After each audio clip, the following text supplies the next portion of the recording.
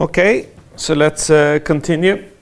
So we spent the first lecture talking about secrecy, confidentiality, how to keep a conversation private from an eavesdropper.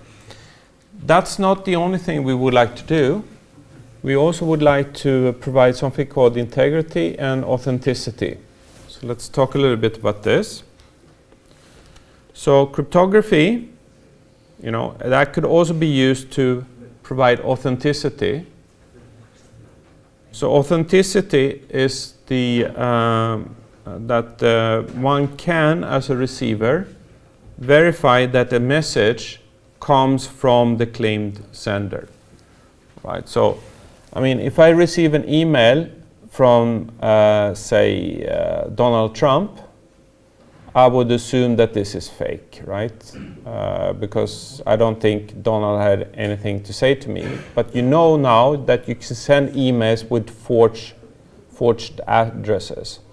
But I don't know if you have received an email where you see also that it has verified that the sender is legitimately the person that he or she claims to be.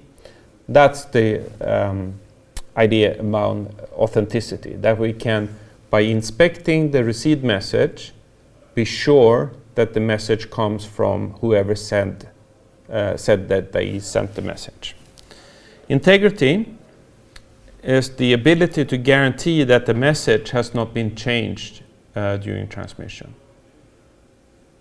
Okay. So, for instance, if we want to interact with our bank on the internet, when we connect to the bank's website, how do we know that the web server is truly the bank's web server? How do we know this, right? How do we know that if we do a money transfer, that it goes to the right destination with the right amount? Okay. So in the first thing, we would like the authenticity. We would like the web server to be able to prove its identity to us. And secondly, we would like to prevent some person in the middle to meddling with the message that we transmitted. Okay. And here's a common misunderstanding, that confidentiality in itself does not prevent tampering with the message. Okay. So, for instance, if we go back to the one-time pad here, the one-time pad, please concentrate a little bit. In the one-time pad, we would like to keep the message a secret. Okay. So for Eve, it's impossible to figure out what M is given C, if Eve doesn't know K. But if the objective now is to fool the receiver to modify the message, we can simply do that by modifying the ciphertext. So if my objective is to make the receiver to think that the message is actually all zeros, how do I do that? By manipulating the ciphertext.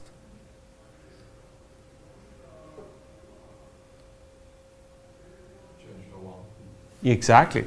I replace this with a 1 and my objective has been achieved. Okay. I cannot read the message, but I can manipulate it. Okay. And that is bad, right? You can imagine a situation when this is bad. So the idea behind integrity is to make sure that a man in the middle is unable to forge a message or manipulate the message. And authenticity has to do with that we would like to verify from the message that it comes from the claimed transmitter. Okay. So these are three things: confidentiality, integrity, and authenticity, and they mean different things. So one does not claim the other. Right. So how can we do a private key solution to integrity? Well, we use something called message authentication.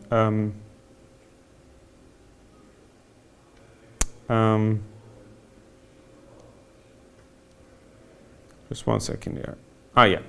So we use message authentication codes max. And there is also, that why I was a little bit stumped here, there is also something called integrity code, which is actually the same. Okay. So how does it work? Well, Alice has some message again. Alice would like this message to receive Bob. And we have now a bad person in the middle, an intruder called Trudy. All these puns are all over the place when it comes to cryptography. So Trudy is the bad person here. So Trudy intercepts the message and would like to somehow forge it, output a forgery of it. Okay, and would like to fool Bob in accepting that M prime was the transmitted message, not M. Okay. Alice then prevents this through the following thing. She takes the message, feed that through this MAC process, which computes a tag T, which depends on the message, and a secret key K. So K here is the key which is shared between Alice and Bob. So this is a private key solution. So this one is pre-shared somehow, and it's in particular a secret to Trudy. Okay. So at the receiving end, Bob has an algorithm called verify that takes the key, the message he received, and the tag he's received, and he outputs a bit B. And if B is 1, then Bob will accept that M prime is the transmitted message.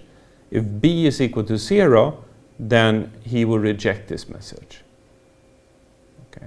So B, the bit here, will tell us, okay, can we trust the message or not? Has it been tampered with or not? Okay. If the bit is a 1, it's okay. If it's 0, it's not okay. So this is the general setup. The message is sent in plain text, because now we don't care about confidentiality here. We just want to make sure that this message is actually what reaches, that Bob only accepts the message M and nothing else. Together with the message, we send this tag T, and the tag T is found by some type of algorithm working on the secret key and the message. Trudy is allowed to change bits in M and bits in T to form M prime and T prime. Okay. And the objective is that Bob should with certainty be able to figure out when M prime and T prime is not equal to M and T. Okay. So for a secure message authentication code, it's practically impossible for Trudy to forge such a message. That is to output two things, M prime and T prime, which are not equal to M and T, such that B is equal to 1. Okay, so that's the setup. I won't explain how this can be done, but there are cryptographic functions to do this. Okay, so it's enough. Okay. Now the tag here depends on the secret key, the shared secret key. If we have a secure MAC, if B is equal to 1, then Bob can be sure that M came from Alice and that M has not been changed. Okay. Okay, so a level of authenticity is also implied here. So if B is equal to 1, not only does Bob know that M here has not been tampered with, he also knows that the tag has been encrypted with the secret key K, and K is a key that Bob has shared with Alice and Alice only. Okay, so we get this authenticity for free in a way. Okay. One quirk, however, is that Bob can never prove to somebody else that this message that he accepted came from Alice. Okay, and the reason for this is that if Bob gets a message saying, okay, so suppose Bob is the bank and Alice is the customer, and Alice sends a message, you know, please sell all my stock, and Bob does that. And later on, the stock market becomes very good, and then Alice said, "Oh, I didn't want to sell my stock, so I'll claim, okay, I didn't send this order. I didn't tell you to sell all my stock," right? Then Bob has no way to prove to, say, a judge that this message was actually from Alice. Okay, so Alice can deny sending this message.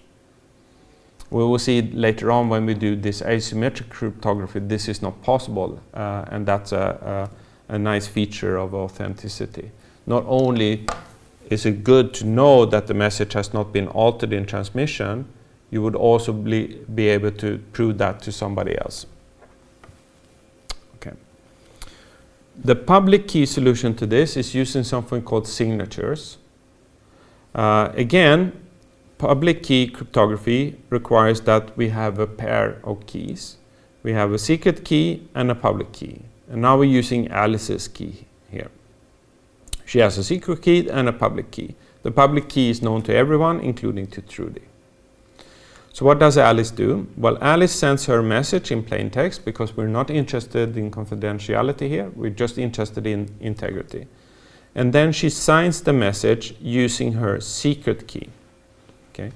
So now the encryption at the transmitter is using the secret key, as opposed to earlier for confidentiality when we used the public key for encryption. But anyways, so this secret key together with the message and this sign algorithm outputs a bit sequence, the sigma here, which is a signature. So this is very much like a signature. You write the letter, which is M, and then you sign it, okay, with your signature. And the letter together with the signature goes over to the receiver. And the receiver then verifies this signature that it's from you. Okay. So again, this verification algorithm, there is a verification algorithm that verifies that the combination of M prime and sigma prime is indeed something that came from Alice and only from Alice. Okay. So this verification then is now using, this should be public key A, the public key to Alice.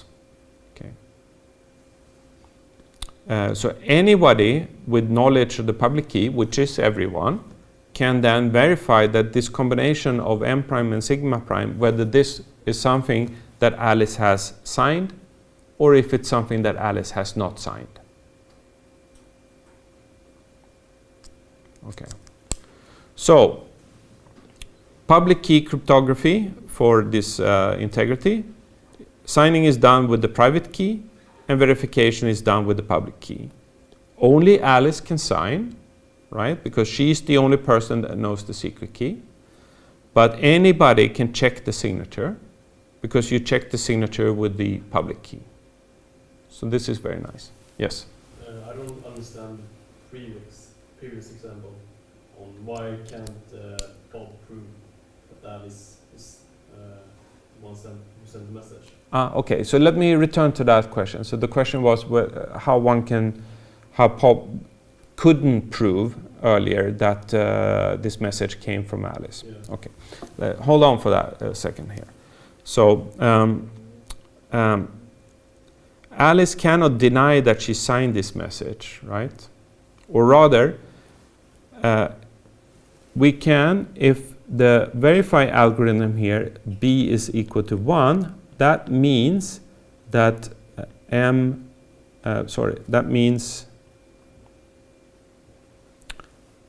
that implies that sigma is the signature using Alice secret key and the message M.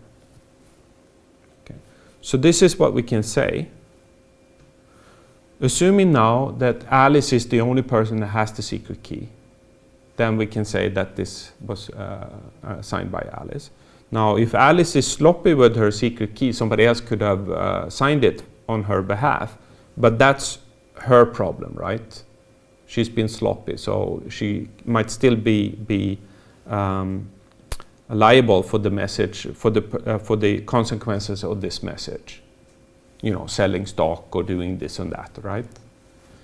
Now, since the public key is well known by everyone, and this public key is connected to the secret key, we can make this determination quite clear. Now, the question is, why couldn't we do it here? Well, we cannot do this here because we can only verify now that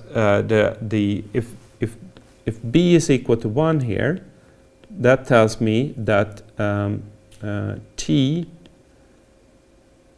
prime is the MAC of k and m. Okay, so so you can say that somebody with the key k has signed this message, but this key k is only known to Bob and Alice. So Bob might have given this to his evil friend Fred that signed the message, right? Okay. So that's the thing. Okay. So anyways, this is very nice. So this is now heavily used in practice also, right, on the internet. So any questions before we keep on going? Okay. So these are the main principles between symmetric and asymmetric cryptography. And now we'll talk a little bit on ways to reduce the complexity of these algorithms, which are kind of heavy, especially when we have a message here which is super large. Maybe this is a operating system patch, several gigabytes long, for instance. Then it's impractical to run this signing algorithm on the entire operating system patch. But we still want to do this, right? We don't want customers to update their computers using fake updates to Windows, for instance. You can imagine what type of problems could come from that. So what is used then in order to reduce the complexity here is something called hash functions, which are fascinating in themselves. They have very strange properties. So let's talk about that. So a hash function computes a fixed output of n bits. So an n bit, what's known as a digest x, of a message of m of arbitrary length. Okay, so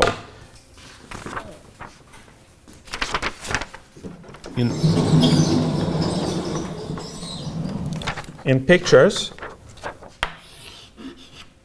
we have a message, and then we send it through this hash function, and out we get a digest called x. Okay, so this is n bits, and this could be any length input.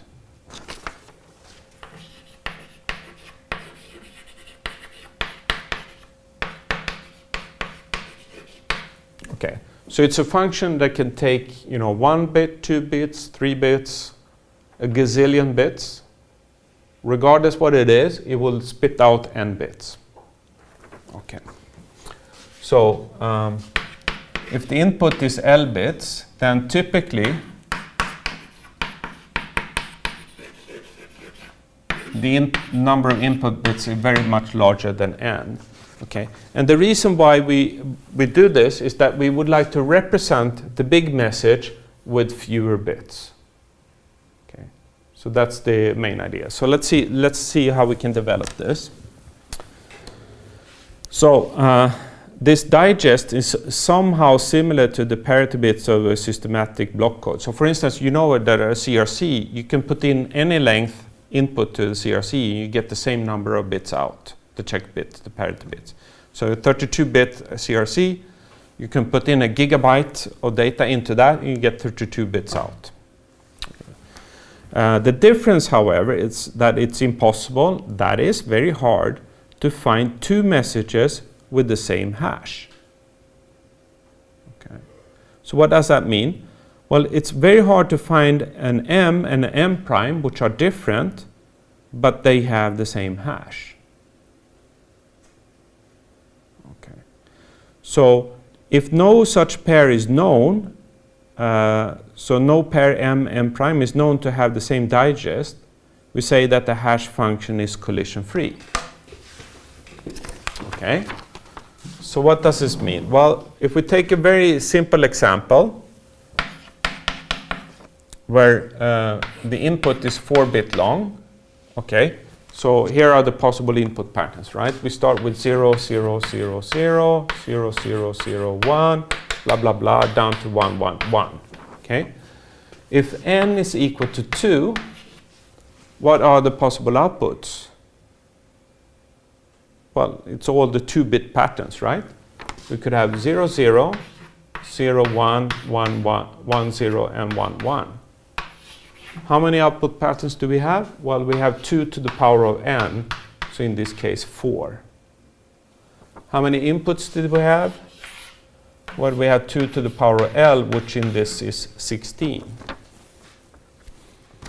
So the hash function here is deterministic. There's nothing random in it. So for each input, it produces the same output, always. So if there are 16 inputs and 4 outputs here, are there collisions in this? Sure there are. There's 16 inputs and only 4 outputs. So for sure, one of these patterns must have multiple inputs that produces the same output pattern. So maybe it's like this one. You know, 0, 0 is produced by this and this pattern, and so forth. For sure there will be collisions here. Must be. Mathematically, there must be collisions. Okay? As long as L is greater than N, this will happen. But the fascinating thing is that even though we know they exist, we haven't found them yet. Okay? And the reason for this is that normal hash functions here, maybe there are 256 output bits. 2 to the power of 256 is just such an enormous number, right? That it, and maybe the input is then very much larger than this one. Say it's like a factor k times 256. Where k here is, I don't know. If it's an IP packet, maybe 10,000 bits or something like this. This is just a mind-boggling large number. So even if we could go through this, we would eventually find a collision. They must exist, but it's just that we haven't found them yet. And there seems to be no way to do this in reasonable time. For good hash functions. Certainly bad hash functions, you could do this. So a question? Was it then found for like SHA-1? Or what happened to SHA-1? Yeah, so some of these hash functions you have found collisions. And once you started to find them, you don't use them anymore. Or you try to avoid them at least. So, but anyways, if we have this property here that it's very hard to find 2 input patterns that produces the same output pattern, then we can say that the output pattern somehow is a summary of the input, okay, that cannot be forged. Okay, so let me try to explain that a little bit further. So, for all practical purposes, we can find the digest X as something that uniquely defines M. Right? If we have M, we can find the digest. Okay, but there is no way to go from a digest to some other input pattern. Right? So they're connected in that way. Once we have computed them. And there is no way to somehow find another M. For a given X, we cannot find another M that produces X. So they're connected in this way. So it's a summary of, maybe not uniquely defining, but identifying M. Okay. So we can use then X to sign X rather than M to provide integrity. And this would save a lot of computational complexity, since X is then shorter than M, right? So if we had like an IP 10,000 bits, we don't have to sign all the 10,000 bits. We can sign the 256 bits instead, and that's much cheaper. Examples of these practical hash functions is MD5. Perhaps you've seen sometimes. Should no longer be trusted because one has found collisions. And SHA-1 is also considered not safe anymore. There's SHA-2 and SHA-3 that should be used instead. Okay. So how to show how this hash and sign paradigm works. So remember that Alice would like to send her message over a channel, and she would like Bob to be able to verify that the bits Bob has received is not a forgery. So what she does is that she sends a message in plain text, and then take the message and then hash it, okay? And then you have, now the output is very much fewer bits than the input, if this should make sense. Okay, and then you sign the few bits you have here using your regular public key cryptography signature algorithm. So you get a sigma, which is the signed version using Alice's secret key and the hashed message. Not the message itself, but the hash of it. Okay, so the hash is fewer bits than in M, right? So that's the key to why you want to do this. Now, then Trudy can change the signature or the message, but then there is a verification algorithm, and the verification algorithm is then working on the public key of Alice, the hashed version of M prime, because Bob can compute the hash of whatever he wants, including the bits that he has just received, and then check that if that's equal to the signature of what he just received.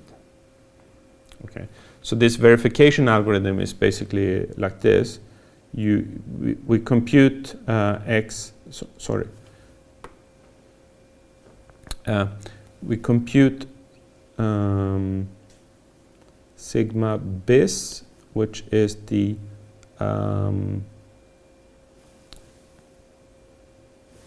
no, we don't do this. Let me ignore that. Okay, so we do something, and then it outputs a bit here. And if B is equal to 1, then Bob will accept that M prime is the message that Alice has sent. Okay. So example of a practical scheme here, there's something called RSA full domain hash or RSA FDH. There's a bunch of acronyms in this field. Okay. So this is for complexity reduction. So what we had earlier is that we signed the entire message. Okay, the entire message, and this is then much costlier than just to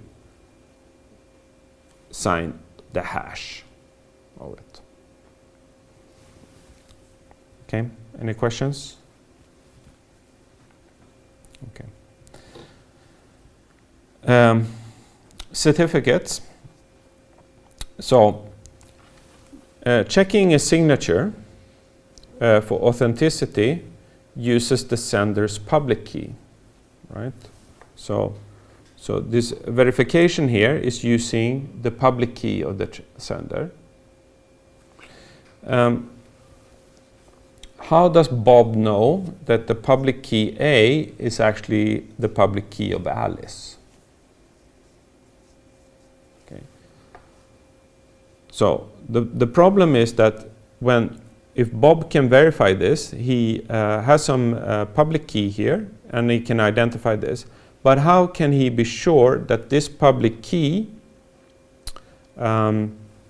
which is tied to this secret key, is actually tied to Alice? Remember that if B is equal to 1, then Bob knows that H of M prime was signed with the secret key A, right? So he knows this. So somebody signed this with this secret key. But how do we know that this is the secret key of Alice? Maybe this is the secret key of Judy, right? So how do we make the connection between the key and the person here, or organization, if you like? Well, we have to trust somebody. Okay, so this is similar to what you do when you have your ID card, right? Your ID card, you have your photo on it, you have your name, your date of birth, and some other things. And when you go to the bank, you show up your ID card, and the bank says, well, maybe not the bank, there are no banks anymore, but you know, somewhere else you want to show a passport, for instance, right? You want to, and you show it in customs and say, you know, you see the name and then and so forth. And the custom officers accepts this. And why is this? It's because the custom officer trusts the organization that printed the passport, right? So similar thing happens here, that if we want to check a signature for authenticity, then we can have somebody else, Charlie, to certify that this bit stream is indeed Alice's key. Okay. Now, if Bob trusts Charlie, then Bob can trust that this bit stream, bit pattern is indeed Alice's key. Okay. So Charlie here is what's known as a certificate authority, a CA. And this is some trusted organization with a well-known public key. We'll get back to that later. And a very secret key, SKC. So Charlie can provide Alice with a certificate. Or think of this, that you know, the pass authority can give Alice a passport, and the passport is this. The passport is saying the public key, blah, blah, blah, belongs to Alice, signed by the secret key of Charlie. Okay. If I know the public key of Charlie, I can verify that Charlie has signed this. And if I trust Charlie, then I trust this message. And this message tells me that these bits belong to Alice. Okay. So then Alice can send this certificate to Bob together with her message to prove that she is actually Alice. Okay. So because Bob can verify that the certificate has been signed by Charlie, and Bob trusts Charlie, and therefore Bob trusts that PKA is indeed Alice's public key. Okay. So maybe in pictures, to show how this works, we have Alice. She has a key pair. She would like to prove to Bob, who's standing over here, that these bits here belong to her.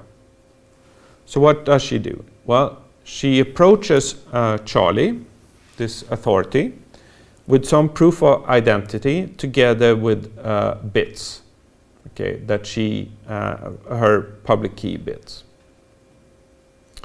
Charlie then inspects the proof of identity here of that person. So when you get a passport, you go to the police station and you show some proof that you're the person that you claim, and then the police say, okay, well, I trust you on this, and then print the passport.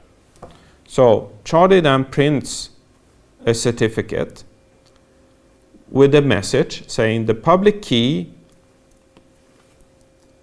with the bits that Charlie has just been presented with belongs to Alice, and I provide a signature to this statement. So this is the certificate.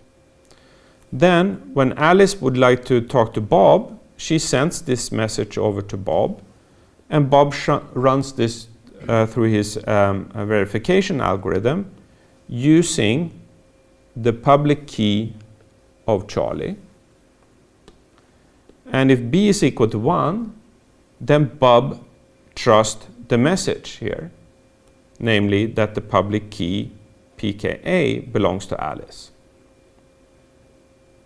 because Bob trusts Charlie. Bob does not trust Alice necessarily, right? But now Alice has proven her identity to Bob. Okay. Customs officer, somebody with a passport. The passport comes from an authority that the customs officer trusts.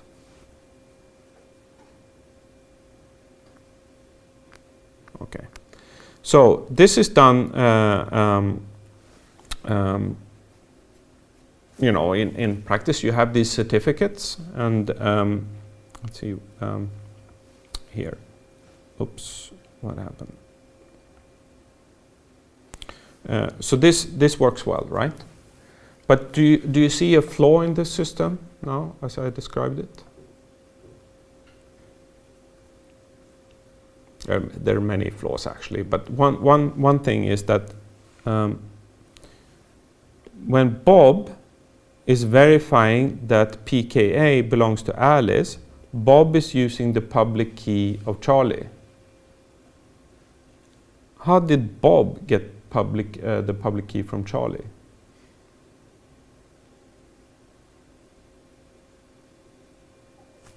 Isn't that already in most web browsers and stuff like that? It's kind of hard-coded. Yeah, exactly. So that's right. It's actually hard-coded into your software, your operating system or your web browser. Okay. So Bob actually knows Charlie's public key because it's hard-coded into the operating system and the web browser. So when this laptop leaves the Apple's factory, it's preloaded with these public keys. Okay. And then we use these public keys for every patch of the operating system and so forth. So we can maintain this store of public keys of authorities that this laptop trusts. And then it's up to me to trust the laptop, right?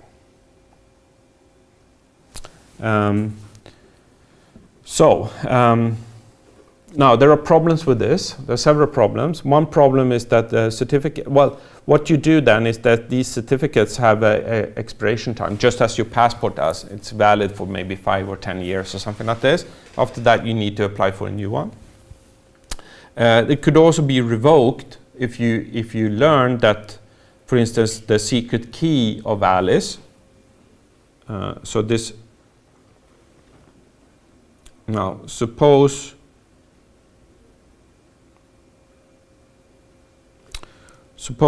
Alice's secret key somehow leaks, okay?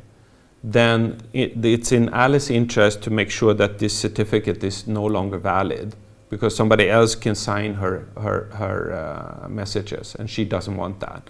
So then there is a time limitation to this, so when it expires, but you can also force it to become invalid, and that's called being revoked. Certificates in practice are usually in this X509 format, which is complicated, a little bit more complicated data structure than I explained earlier. It has also information about what cryptography has been used and what key lengths and so forth. But there is a format of this. So the next time, if you're interested in this, when you have your favorite web browser, they're usually like a lock or something like that in the browser bar. If you click on that, it can show you, it says, okay, the certificate is valid. Then you can click for more details on this certificate, and you can read the stuff which is in there. And that's usually the content of this 509, X509 data structure. There are many of these certificate authorities, which is a problem, right? Because the more organizations you have to trust, the more some of them might be bogus or have design flaws in them, and they could be hacked and so forth. So it's a little bit of a maintenance problem here. Okay. So any questions before we carry on? No? Okay. So we have here security in the terms of protocols. So where does security happen? Well, security happens on different layers in the protocol stack. But if you remember in the OSI stack, we had the application layer, and then we have the transport layer, and then the network layer, and so forth. And you can insert security at different parts in the stack here. There's something called TLS, which stands for what does that stand for? Transport layer security, perhaps, or something like that, or secure transport layer. I don't know. It's a more modern version of something called SSL, secure. I mean, it stands up here. Right? Okay, right. SSL, secure socket layer. So TLS can be used by the application layer, and it provides then confidentiality, integrity, and optionally also authenticity. So if you remember your application layer, we had here, for instance, HTTP as a protocol like this, and then we have the transport layer in below this. So here we have our transport layer could be like UDP, TCP, or something else like this, right? Then we insert this transport layer security thing as a middle layer between these two things. So when going to a website, you use HTTPS for secure. That means that it connects to the website over TLS. Okay, and you should definitely use this when you can, right?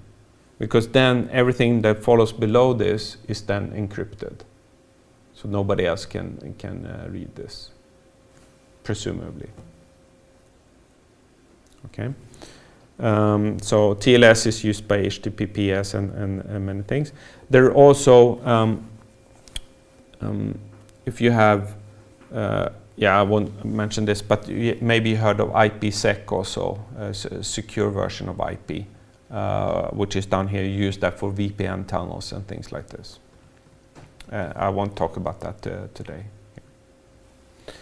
Okay, so we have all this technology to secure ourselves. We have things for being confidential, integrity, and authenticity. We haven't talked about privacy at all here today, but that's also now counted as a part of security. So privacy is to protect your personal data, I would say. What in Swedish is called integritet. Okay, so integrity in the course is not integritet in Swedish. Integrity had a very special meaning here, right? It's the ability to check that data has not been manipulated in transfer. Okay, that's integrity. Privacy is to protect human data. Okay.